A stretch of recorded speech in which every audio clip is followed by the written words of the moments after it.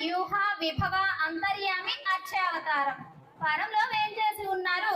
భోగ్యంగా అమ్మలతోటి కూడి పరమాత్మ వైకుంఠంలో మణిమయ ఖచ్చితమైనటువంటి మండపంలో నిత్యులు ముక్తులు సేవకులుగా అందరూ వేంచేసి ఉండి ఆయనకు సేవలు అందిస్తూ ఉంటే ఏమి కావాలో చెప్పనక్కర్లేదు, అది తెలుసుకొని ముందుగానే మేం చెయ్యాలి అంటూ పాపం అందరూ అలా ఆయనకు సేవలు అందిస్తూ ఉంటారు పరంలో. మరి పరంలో వేంచేసి ఉన్నారు కదండి, భోగ్యంగా ఇన్నడగా చెప్పుకున్నాం కదా, సవ్యం పాదం ప్రసార్య దురిత అంటూ. మరి అలా వేంచేసి ఉన్నటువంటి పరమాత్మను సేవించుకోవచ్చును కదా అంటే మనకాడ శక్తి లేదు, వెళ్ళి వైకుంఠానికి వెళ్ళి పరమాత్మను సేవ చేసుకొని వచ్చేంత శక్తి మనలో లేదు. సరేనండి బాబోయ్, చాలా బాగా వేంచేసి ఉన్నారు పరమాత్మ, కానీ మనకు అనుకూలంగా మనకు శక్తి లేక మనకు అనుకూల్యత లేదు అనుకున్నాము. నెక్స్ట్ వ్యూహం అంటే క్షీరాబ్ది. క్షీర సాగరంలో స్వామివారు ఆదిశేషునిపై చక్కగా పవళించి ఉన్నారు. మరి ఆయన్నైనా వెళ్ళి సేవించుకోవచ్చు కదా అంటే మనం క్షీరసాగరానికి వెళ్ళి సేవించుకోగలమా? అంత శక్తి ఉందంటే అది కూడా సాధ్యం అవ్వదండి ఈ జీవుడికి. ఈ జీవుడు అంత శక్తిమంతుడు కాదు. మరి పరము అవ్వలేదు, వ్యూహ అవ్వలేదు. విభవ, థర్డ్ వన్ ఏంటి? విభవ అవతారాలుగా పరమాత్మ ఏం చేశారు? మత్స్య కూర్మ వరాహ నారసింహ మనుష్య రామ కృష్ణ, ఇలా మనకు తెలిసినటువంటివి దశావతారాలైతే వేదాలలో ఎన్నో అవతారాలు అవతరించారు పరమాత్మ అంటూ కృప చేస్తుంది వేదం. మరి అలా అవతరించి ఉన్నటువంటి పరమాత్మ ఆలోకాలలోకి మనం వెళ్ళి ఆయన్ను సేవించుకోగలమా? ఆయన అలా అవతరించినప్పుడు ఈ జీవులం ఉన్నామో లేదో తెలియదు. ఇప్పుడు వెనక్కి వెళ్ళి సేవించుకోగలిగినటువంటి శక్తి మనకు లేదు. అది ఎవరికి ఉంది? గోదమ్మకు మాత్రమే ఉంది. గోదమ్మ కలియుగంలో నలనామ సంవత్సరంలో 92వ సంవత్సరంలో ఈ కలియుగంలో అవతరించినప్పటికీ ద్వాపర యుగానికి వెళ్ళి కృష్ణ పరమాత్మ ఎలా అయితే గోకులంలో తిరువాయుప్పాడి అంటాము, ఆ తిరువాయుప్పాడిలో ఎలా కృష్ణ పరమాత్మ వేంచేసి ఉన్నారో అలాగే ఈ కలియుగంలో శ్రీవిల్లిపుత్తూరులో అవతరించినప్పటికీ ఆ తిరువాయుప్పాడే శ్రీవిల్లిపుత్తూరుగా, అక్కడ ఉండే స్నేహితులే గోపికలలాగా, అక్కడ వేంచేసి ఉన్నటువంటి వటపత్ర సాయ ఆ ద్వాపర యుగంలో కృష్ణ పరమాత్మగా అన్నీ అలా అనుకరించుకొని ఆమె మాత్రమే అలా చేయగలిగింది. మనకు అంత శక్తి లేదు. సరే, థర్డ్ వన్ విభవావతారం కూడా మనకు అంత శక్తి లేదండి, పరమాత్మ అలా వేంచేసి ఉన్నప్పటికీ అనుకుందాము. మరి ఫోర్త్ వన్ ఏంటి?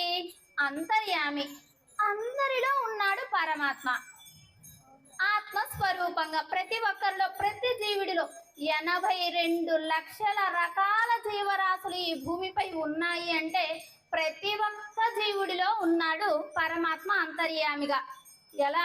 పిపీలికాది బ్రహ్మ పర్యంతం, చీమ దగ్గర నుంచి బ్రహ్మ వరకు కూడా అంతర్యామిగా పరమాత్మ వేంచేసే ఉన్నాడు.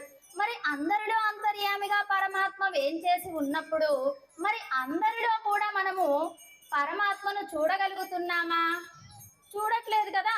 ఎదురుగా కనపడితే వారి యొక్క రూపమో, వారి యొక్క చేష్టితలో, వారి యొక్క బుద్ధో ఏవో గుర్తొస్తున్నాయి తప్ప లోపల వేంచేసి ఉన్నటువంటి ఆత్మస్వరూపాన్ని దర్శించలేకపోతున్నాము.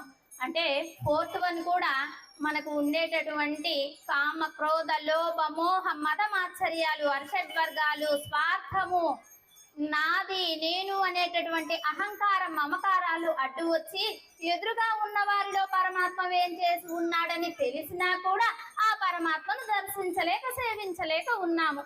కనుక 5వ విధాయకం ఏమిటి? అర్చావతారం.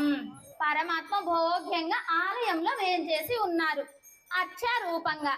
మనకు వెళ్ళిన వెంటనే అప్పటిదాకా ఏదో ఈ విషయ వాసనల్లో ఇరుక్కొని ఉన్నా అలా ఆలయానికి వెళ్ళి ఆయన యొక్క దర్శనాన్ని పొందిన వెంటనే మన చేతులు ఏం చేస్తాయి? అంజలి గట్టించి వేస్తాయి. అంటే మనకు సుఖకరమైనది, సులభమైనది అర్చావతారం. అలాగే మన అమ్మ కూడా అర్చావతారంగా వేంచేసి ఉంది. ఈ దసరా నవరాత్రులలో భోగ్యంగా అలా అమ్మవారు వేంచేసి ఉంటే మనమందరం భాగవతులు అందరం కూడా ఆమె అనుగ్రహించినటువంటి ఏదో మాట పాటలతోటి పిల్లాడమ్మ మడుగుల వాడిని గడుసోడమ్మ వచ్చాడమ్మ గోగుల గోపన్న వాడు కొండను ఎత్తిన అల్లరి పిల్లోడు చూడరండమ్మ వచ్చాడమ్మ కృష్ణుడు నీ పల్లె వాడల్ని ఏలువాడు చూడరండమ్మ వచ్చాడమ్మ కృష్ణుడు నీ పల్లె వాడల్ని ఏలువాడు